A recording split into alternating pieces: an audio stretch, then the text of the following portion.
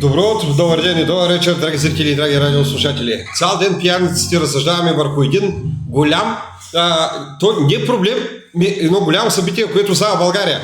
Как с години се извършва едно престъпление в България и никой не го вижда, и когато му дойде времето, те, които не го виждаха, изведнъж го видяха и се направиха страхотен пиар.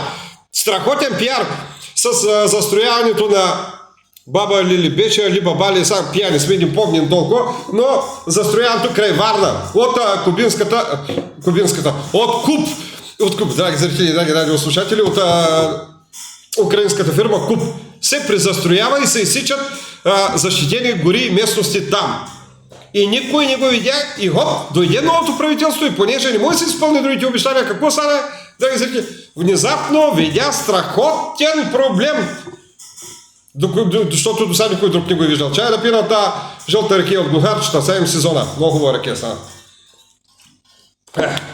И мезим, тук с пияниците мезим сливи, защото те се случи много да карам колата и минах няколко камери. Много им скъпи снимките на тия камери, бе. Ама това ще го разгледам в друга серия. Айде. Тъй, че сме на сливи само. Та, драги зрители и драги радиослушатели, никой не знае как се построиха над 100 къщи. И всяка са не вековни гори, защитени гори са и всяка. Никой не знае, а хората пишат във Фейсбука, ние пияниците от 2-3 години го четем това нещо. Даже лично ние го използвахме в една серия още при месец или два. Когато казахме, че България е с голяма полза да се праща на Украйна помощи. Що се е с полза? Защото после те се връщат в България като пари за строежи и се наливат в българската икономика тези пари. Зато и много го мразим този Орбан, че ги спираше тия помощи. Не можа да влият да се налият още къщи, да построят там и да изсечат още гора. Така е, драги зрители и драги радиослушатели. Само, че правителството, сегашното правителство, какво е? Аз ли го е направил? Сегашното правителство за първи път видя това нещо, както и другите хора. И цяла Варна за първи път го видя това нещо. Даже и трафопостовите сложени и енергото, и те видяха за първи път, че там има трафопостов и някой плаща ток.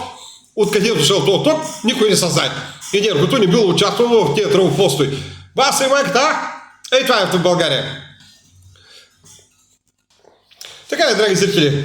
Тия хора бяха служебно правителство, президента беше президент, тогава не го спряха това нещо, но сега публично ще спрат тая чутовна несправедливост, драги зрители и драги радиослушатели, че къщи събарят, че пари, държавата ще харчи пари да събаря готовите къщи. Еми това е. И всяка горите, направиха за къщи, взеха за парите, сега ще ги събарят, пак са вложат или пари.